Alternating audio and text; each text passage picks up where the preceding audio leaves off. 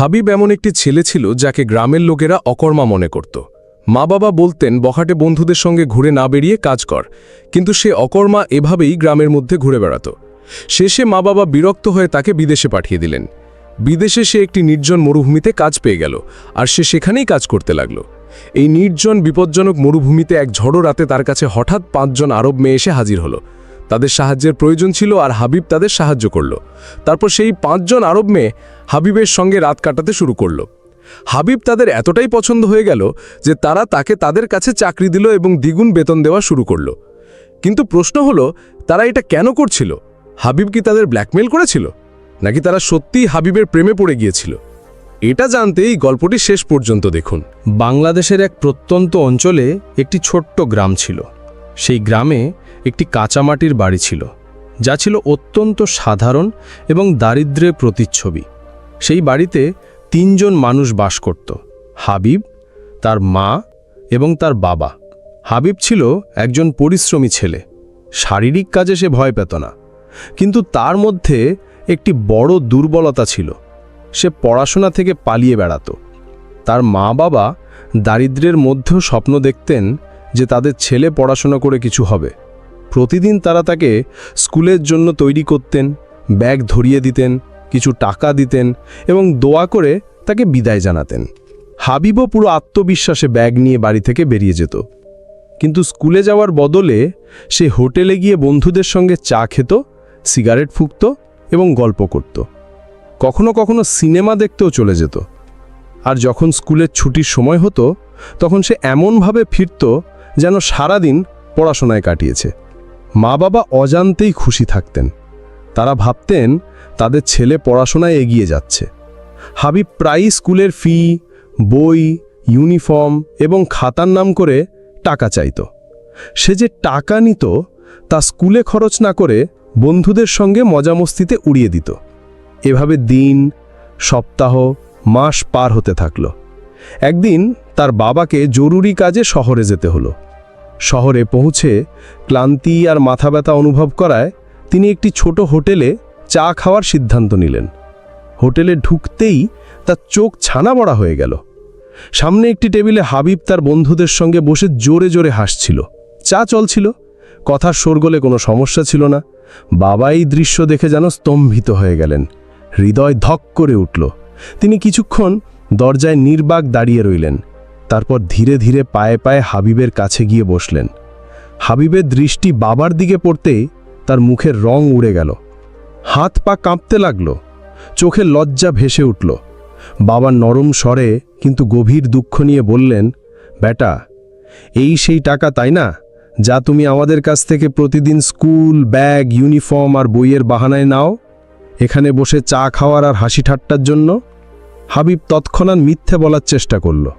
বাবা, আজ স্কুলে ছুটি ছিল, শিক্ষক আসেননি, তাই আমি বন্ধুদের সঙ্গে চা খেতে চলে এসেছি। আমি প্রতিদিন স্কুলে যাই, কখনো ছুটি করি না, তুমি তো জানো, তাই না? বাবা হাবিবের কথা শুনলেন, কিন্তু ভেতরে ভেতরে তিনি সব বুঝে গিয়েছিলেন। তিনি বুঝতে পেরেছিলেন যে তার ছেলে অনেক দিন ধরে তাকে ঠকাচ্ছে। তবুও তিনি চুপ রইলেন। শুধু এটুকু বললেন, বেটা, যদি স্কুলে ছুটি ছিল তাহলে বাড়ি চলে আসতে, আমার সঙ্গে খেতে কাজ করতে। তুমি তো জানো আমি এখন বুড়ো হয়ে গেছি। তীব্র গরম হোক বা ঠান্ডা কাজ করি, যাতে তুমি পড়তে পারো, কিছু হতে পারো। আমি তো দিন গুনছি যে তোমার পড়াশোনা শেষ হবে, তোমার চাকরি হবে, আর আমি এই ক্ষেতের বোঝা ছেড়ে দেব। হাবিব চোখ নামিয়ে ফেলল, কণ্ঠ ভারী হয়ে গেল। বাবা, আমার থেকে সত্যি ভুল হয়ে গেছে। এখন থেকে যদি ছুটি হয় সোজা বাড়ি আসব আর তোমার সঙ্গে খেতে হাত বাড়াবো। বাবা কিছু বললেন না, নীরবে উঠে বাড়ি ফিরে এলেন। সেই রাতে তিনি কারো সঙ্গে কিছু বললেন না, না স্ত্রীর সঙ্গে না ছেলের সঙ্গে। শুধু নির্বাক ঘুরে বেড়ালেন, যেন হৃদয় কোনো ঝড় চেপে রেখেছেন। কিন্তু তার হৃদয় সিদ্ধান্ত নিয়ে ফেলেছিল, এখন তিনি নিজের চোখে সত্য দেখবেন, কথায় নয়, বাস্তবে বিশ্বাস করবেন। বাড়ি ফিরেই হাবিবের বাবা ধৈর্য হারিয়ে ফেললেন। তিনি ছেলের হাত ধরে জিজ্ঞাসা করলেন, বেটা, তুমি বলেছিলে কাল স্কুলে ছুটি ছিল, কিন্তু তুমি তো 1 বছর ধরে স্কুলে যাওনি। শেষ পর্যন্ত কেন?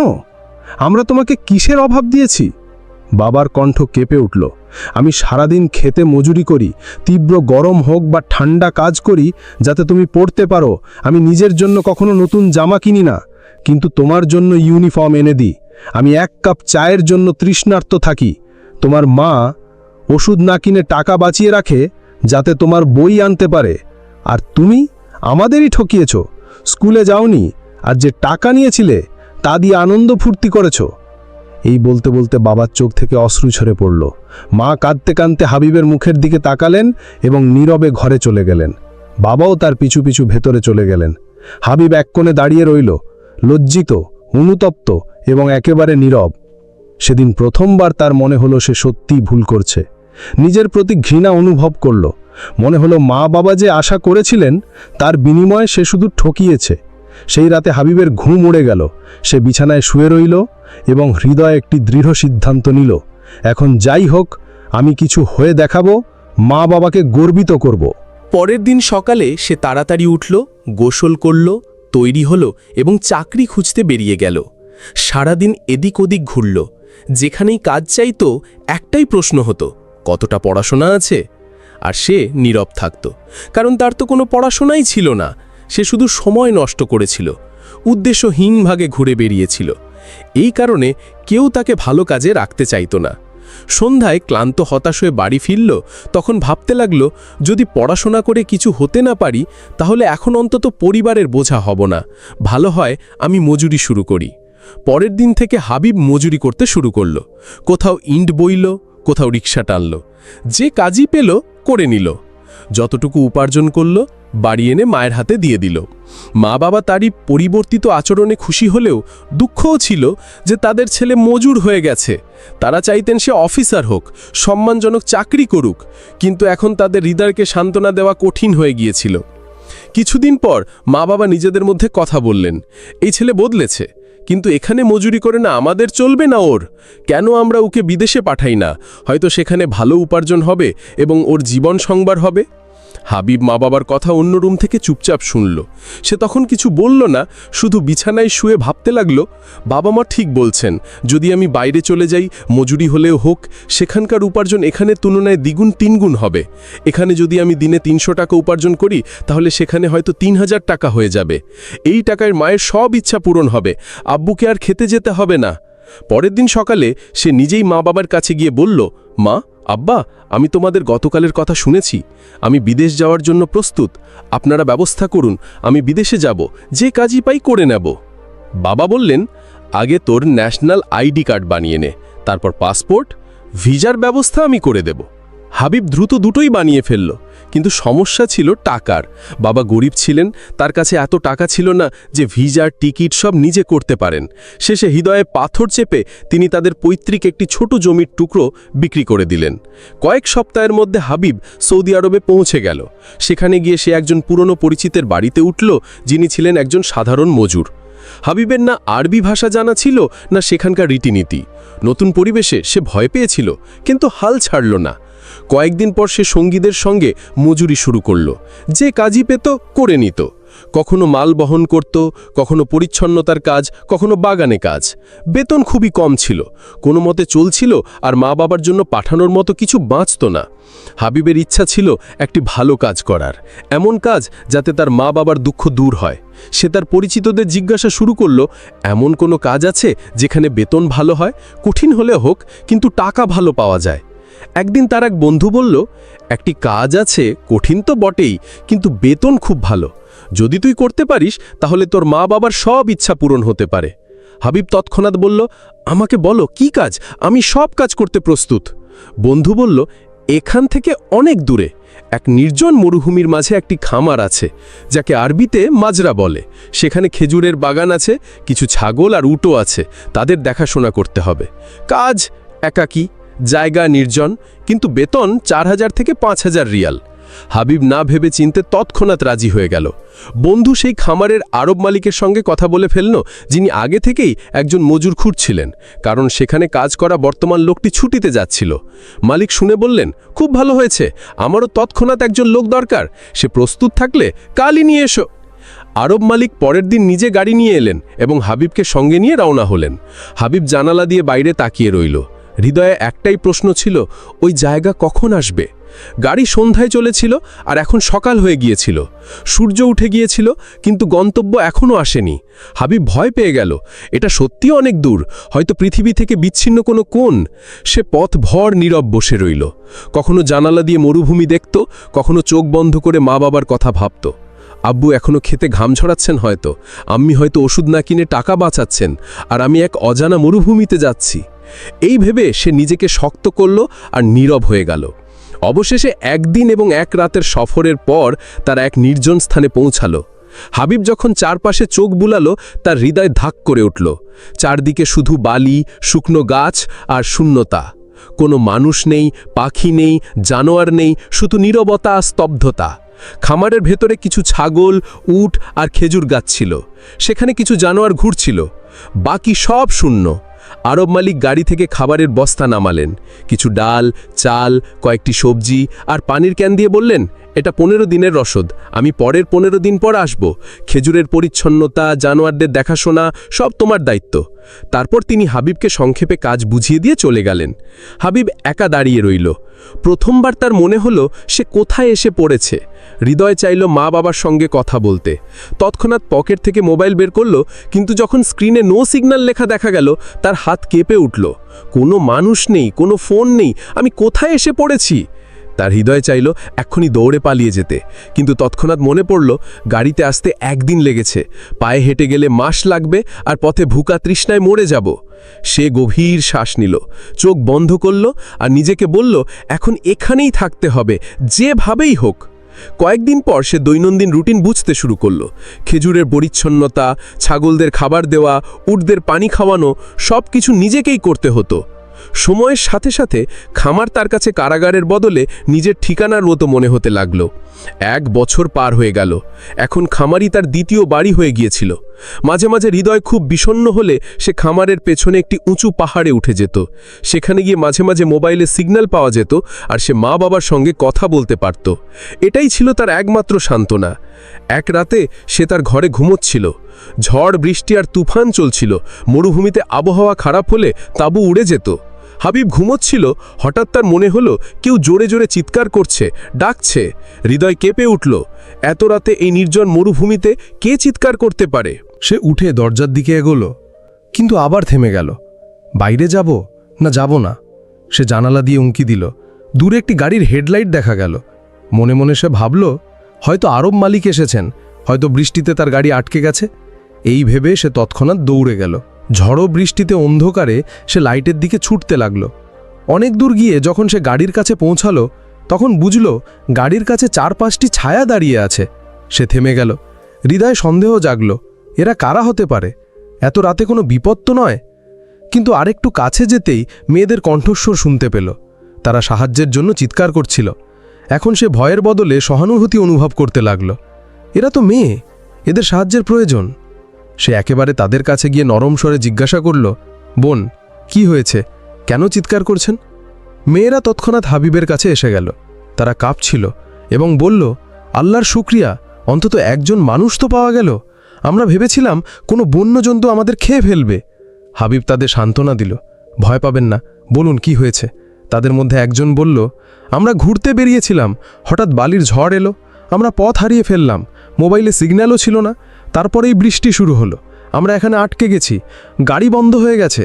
আমরা কিছুই বুঝতে পারছিলাম না, শুধু আল্লাহর কাছে দোয়া করছিলাম যেন কেউ এসে পড়ে।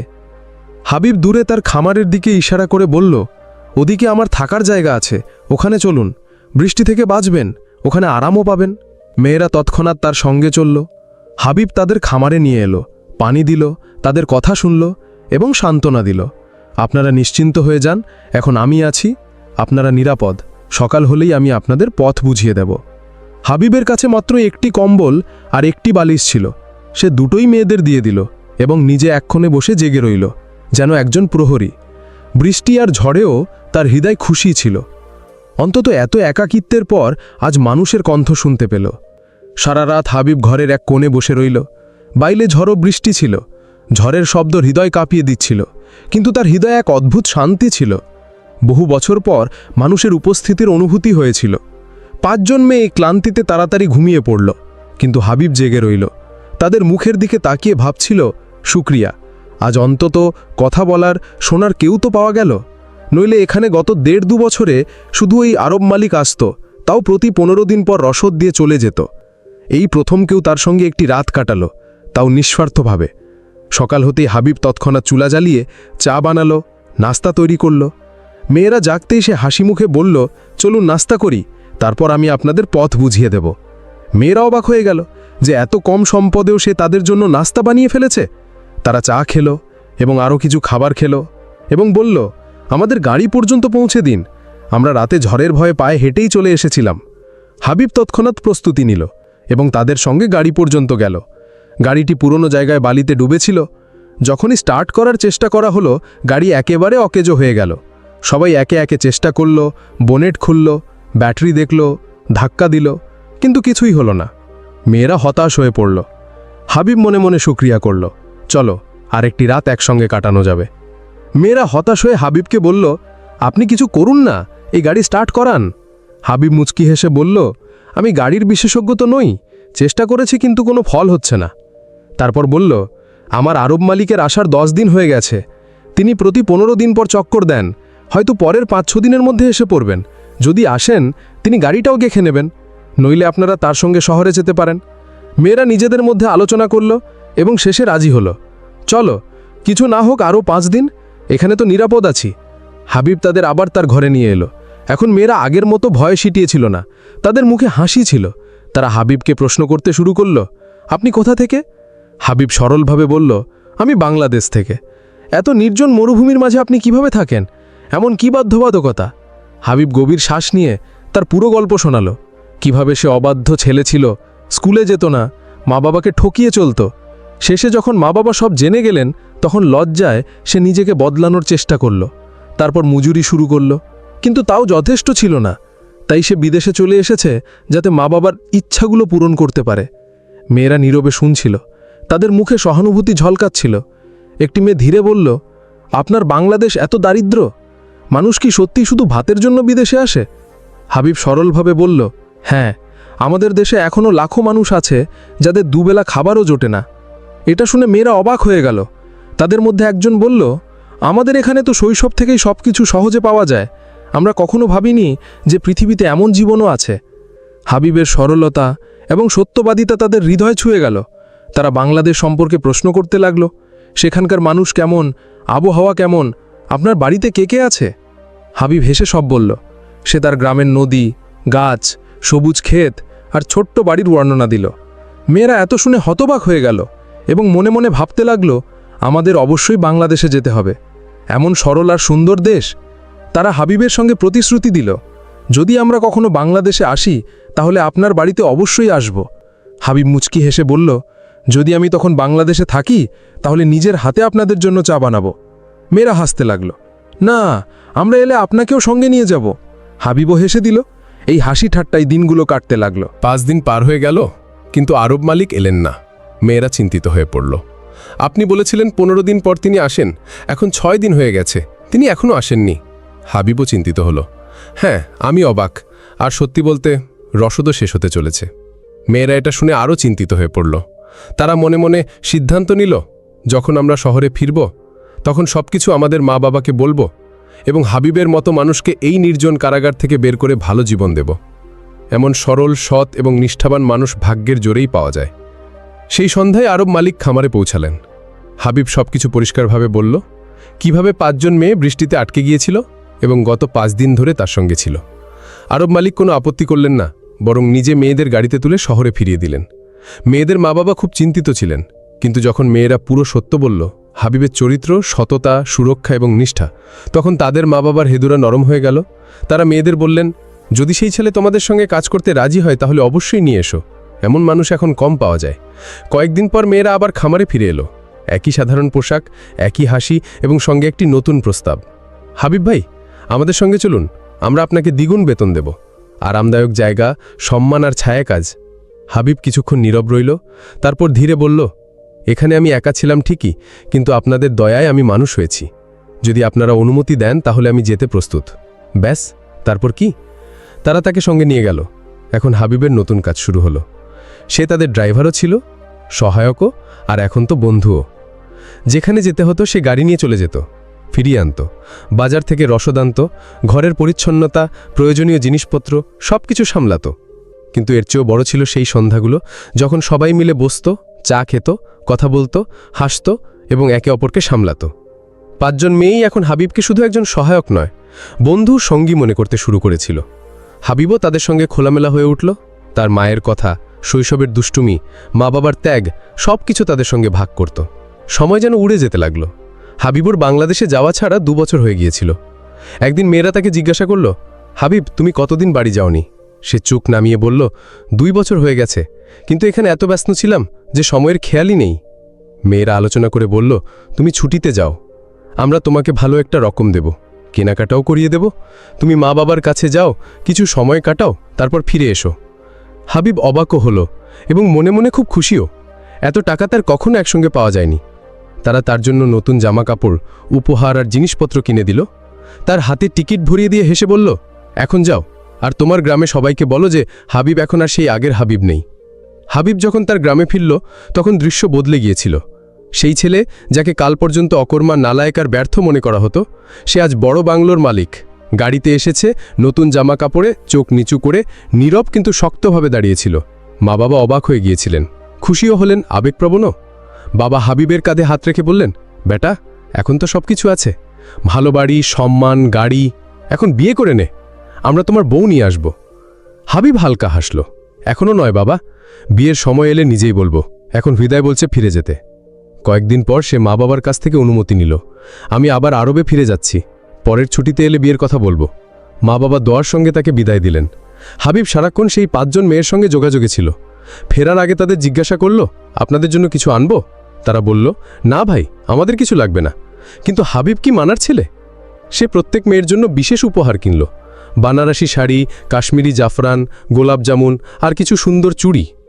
যখন সে আরবে ফিরে এসে মেয়েদের এই উপহার দিল, তারা খুশিতে ঝলমল করে উঠল। এখন হাবিব তাদের জন্য শুধু একজন কর্মচারী নয়, সে তাদের সঙ্গী হয়ে গিয়েছিল, জীবনের অংশ। তারা যেখানে যেত তাকে সঙ্গে নিত, কথা বলতো, হৃদয়ের কথা, হাসি ঠাট্টা।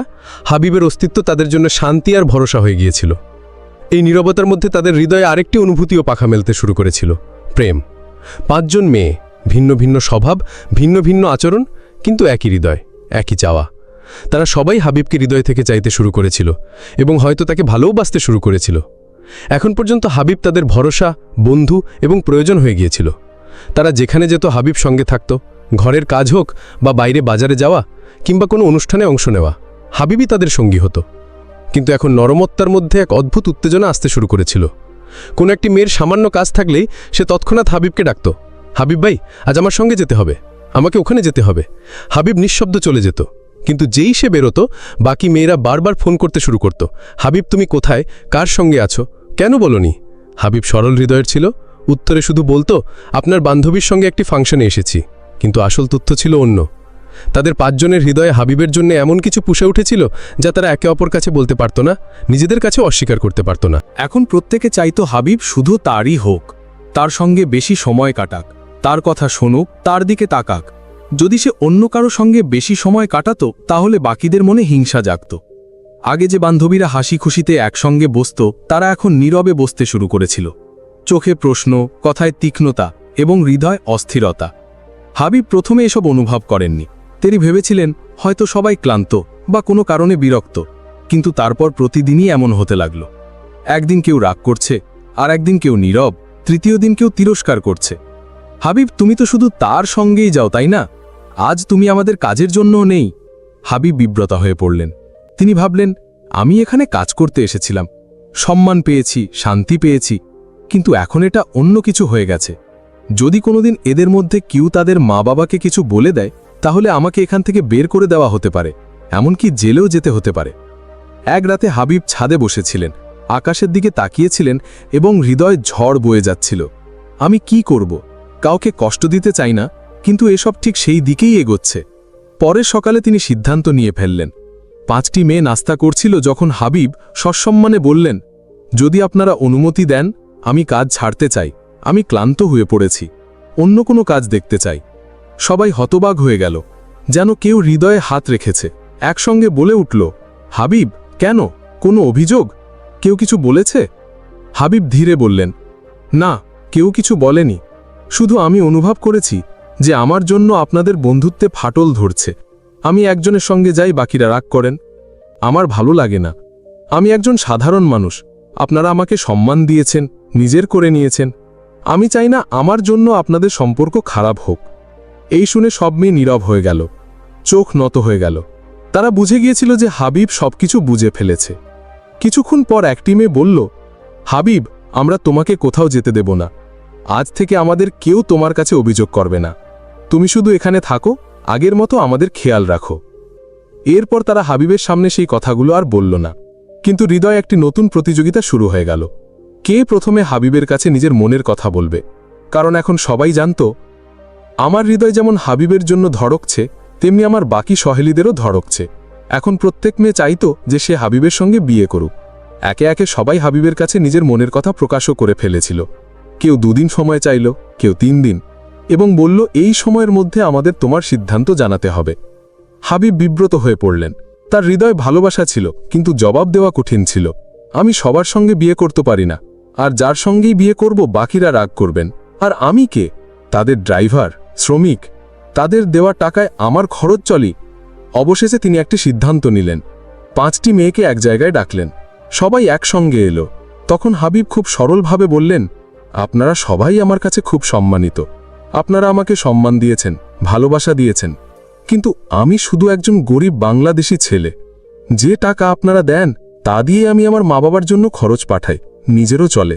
যদি আমি আপনাদের একজনের সঙ্গে বিয়ে করি, তাহলে বাকি 4 জন রাগ করবেন। অন্যজনের সঙ্গে করলে 3য় জন রাগ করবে। আর সত্যি কথা, আমি শুধু একটি বিয়েই করতে পারি। না হৃদয় অনুমতি দেয়, না ধর্ম, না পরিস্থিতি। মেয়েরা নীরব হয়ে গেল। সবাই মাথা নত করল। তাদের মুখে প্রথমবার একই প্রশ্ন ছিল, আমরা কেন হারলাম আর কার জন্য জিতব? হাবিব রাতে তার ঘরে অনেকক্ষণ জেগে রইলেন। হৃদয়ে বারবার একই চিন্তা আসছিল।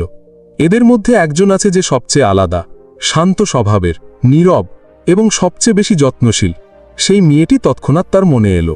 হাবিব তার সামনে নিজের অনুভূতি প্রকাশ করলেন। আমি তোমাকে সত্যিকারের ভালোবাসি। যদি তুমিও আমাকে চাও, তাহলে বিয়ে করি এবং আজ রাতেই বাংলাদেশে ফিরে যাই। মেয়েটি নীরব রইল। তারপর বলল, আমি আমার মা বাবাকে মানাতে পারি যে আমি তোমার সঙ্গে বিয়ে করছি, কিন্তু তারা এটা মানবে না যে আমি তোমার সঙ্গে বাংলাদেশে গিয়ে থাকব। হাবিব ধীরে বললেন, যদি তুমি সত্যিকারের ভালোবাসো, তাহলে ত্যাগ স্বীকার করতে হবে। আমার তোমার সম্পদের প্রয়োজন নেই, শুধু তুমি চাই। মেয়েটি চোখে জল নিয়ে বলল, যদি তুমি আমার ভালোবাসার জন্য এত বড় ত্যাগ দিতে পারো, তাহলে আমিও তোমার জন্য ইসলাম কবুল করব। হাবিব বললেন, হৃদয় থেকে। সেখানে সরলভাবে তাদের বিয়ে হলো। পরের দিন তারা বাংলাদেশে চলে এলো। হাবিব তার মা বাবার পা ছুঁয়ে মারলেন, ইনি আমার কাফিল, আমার স্ত্রী এবং আমার জীবনের সবচেয়ে বড় সত্য। মা বাবার চোখ খুশিতে ভরে উঠল। তারা বউকে বুকে জড়িয়ে ধরলেন, তার সম্মান করলেন, কারণ সেই মেয়ে যে তাদের ছেলেকে মানুষ করেছে। গল্পটি যদি আপনার ভালো লেগে থাকে, তাহলে কমেন্টে জানাতে ভুলবেন না। আপনার নাম আর আপনি কোথা থেকে দেখছেন সেটাও জানাবেন। আর হ্যাঁ, আপনি কি হাবিব আর আরবি মেয়ের গল্পের 2য় পর্ব দেখতে চান?